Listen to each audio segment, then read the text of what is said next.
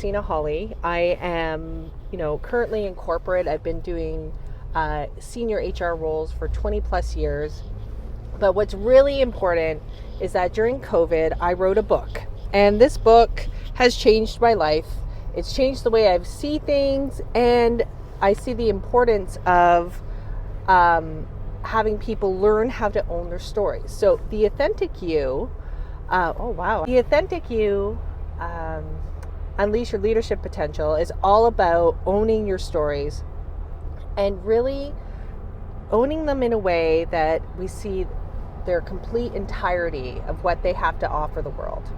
And when we do this, amazing things will happen. And what I'm more interested in, and for those who have listened to me for a while, I'm more interested in the stories where, they're not as glamorous. I want the stories where we've had adversity, we've had to learn how to pivot, how we had to learn to move through different parts of our lives when it was challenging. Because when we learn to step in and look at these events and own them, and we push past the fear, that's where all the magic happens.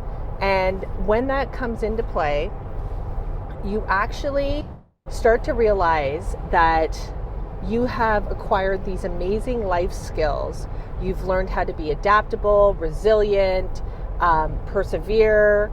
And these are all things that the corporate world needs more than ever. And it's not even just the corporate world. I would say our leaders out there need to be able to stand by conviction and who they are. But you can't do that if you're only showing up as parts of yourself, right? So if we only develop the parts of ourselves that we like, then you're never going to be integrated and you're never going to actually be who you were meant to be.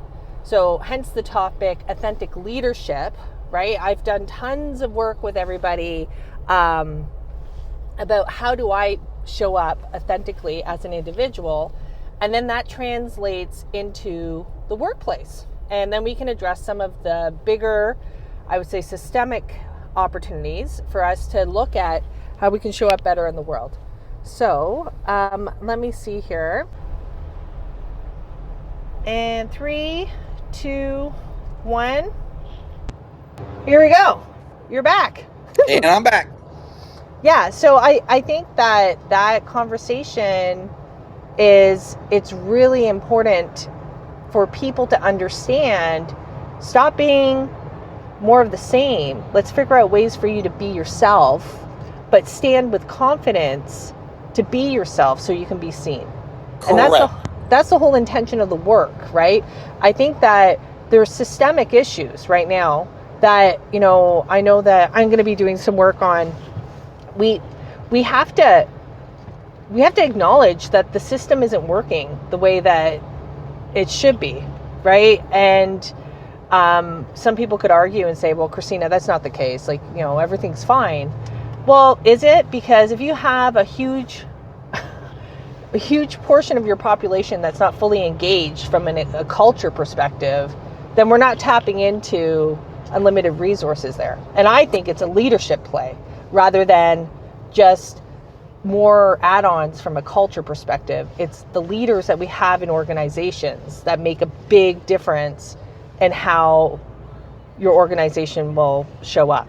Correct. And I truly believe this, and I said this in the call that I was on in Wisdom a few minutes ago, and I'll say it again. It comes from John C. Maxwell. He says, everything rises and falls on leadership, and leadership is influence, nothing more, nothing less. It's how do you show up with that influence, number one, and how do you show up in and of itself that will matter moving forward, not only from an authentic place, but from a human connective standpoint place. How does that show up to others? Do they really see the real Chris and to see the real Kristina for who we are? And if that's the case, how do we get to a place that we can not only meet them where they are, but really understand where they really want to go, what they really want to do, really what makes them so passionate about 2022 and beyond, that says, hey, this is what I'm willing to do, and this is how I'm willing to get there with it.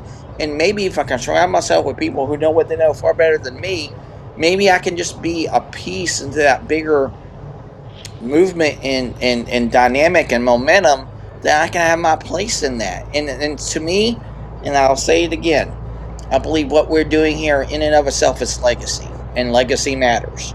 And what kind of legacy are you willing to leave moving forward, not only in 2022, but right here, right now? And I've asked this question before, Kristina, and I know you've answered it many times, but I want to pose it to everyone. Can we be one moment away, or one opportunity away, or even one person away from becoming a part of something bigger than of ourselves? Yeah, I think the answer is yes, but it's choice. I think that, so there's a couple of things, Chris, like authenticity is around being genuine and truthful, and that's an entire humanitarian effort in order to kind of move into this new space. And I think that it's choice. People have a choice every day to decide whether or not they want to show up well, or if they want to face the shadows and face the fears and do the work, because you cannot. I strongly feel feel emotions around this. It's that you cannot just show up and say, hey, I want to show up and be. I want to have this, I want everything to be utopic, I guess. I think that you have to do the work, and then you can show up in a way where it can move into this new space. I agree. Because I think that our society is too set on quick fixes. Give me a pill. I want it to be better. I want that material thing. Oh yeah, look at how can you fix me here? Let me do this like self-help book and whatever. It's like, no, all those answers are within. We all know what it's like to be a good person. We all know what it's like to be a good leader. We've all had great bosses and we've all had horrible bosses.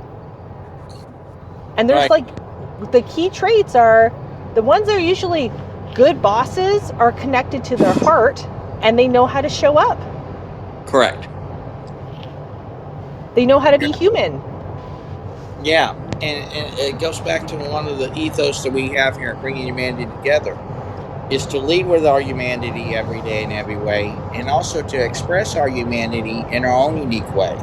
And if we can do those two things, and probably so much more, especially from an authentic place, we can be a part of something bigger like in no other time in human history, because we deem it so. And if we can do that, I believe it is like that field of dreams. If you build it, they will come.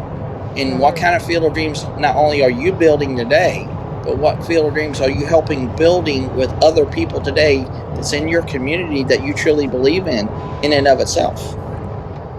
I agree, but you can build it, they will come. I believe that. That's the whole law of attraction, universal power. I understand that. But how do you show up in that equation is the most important piece of that equation. Correct. Do you love yourself so you can love others? Do you know how to lead yourself so you know how to lead others? Do you come from a place of truth, or do you not? And this is where I think the system is not the best right now, because people have been moved around in different organizations and promoted based on skills and titles, not necessarily about whether or not they're good people. And I think that attitude and how you show up is a part of, should be a part of that equation. I agree. 100%. Absolutely.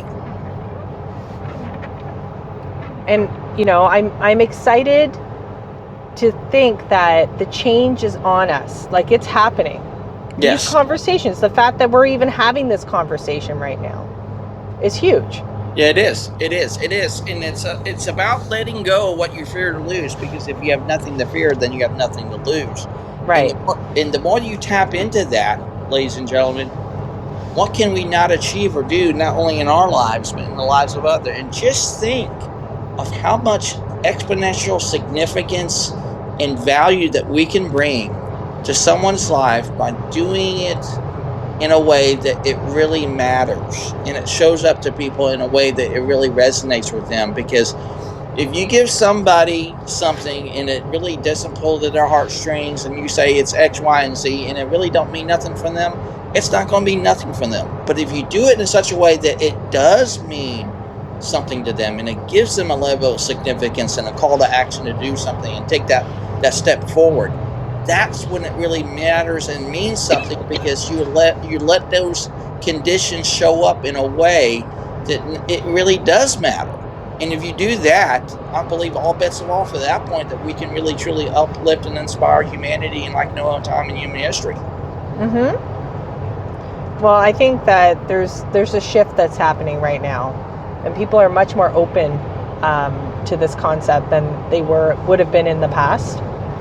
For those who have worked in certain corporations or whatnot, people have not been open to this conversation before about authentic leadership or feelings or true engagement. It was like not something that was even on the table, because people would make the assumption that if you were a compassionate leader or you were more heart-led, then that meant that you weren't going to get results, and everything was about getting results.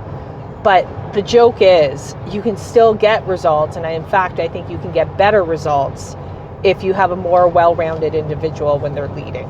Oh, I totally agree. And that's part of the ethos here too, as well. Here, bring humanity together, because again, if you meet people where they are, and you understand what people are passion driven by, purpose driven by, and you let them be who they are, then not only will you get more out of them, but you will get even the results that you even are seeking, not only in their lives, but also in what you wanting to do with the organization. They're interconnected and intertwined, because if you do one bad negative for an organization in that construct, what's going to happen to the rest of the organization? It will have a bad negative vibe or whatever that kind of may be, and you may not get the results that you're seeking.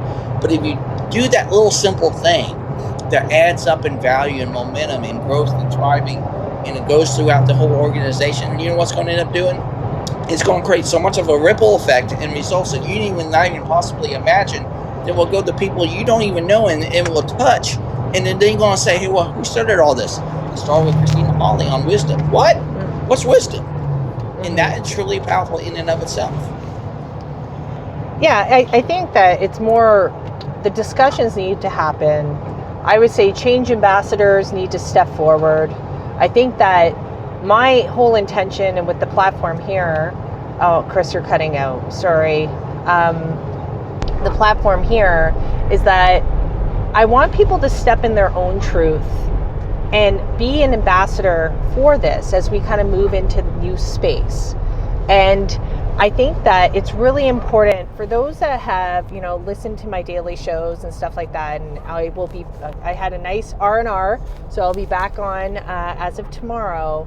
But I think that the part that is really important to understand is that we've done all this work on the authentic you and how do I show up in the world.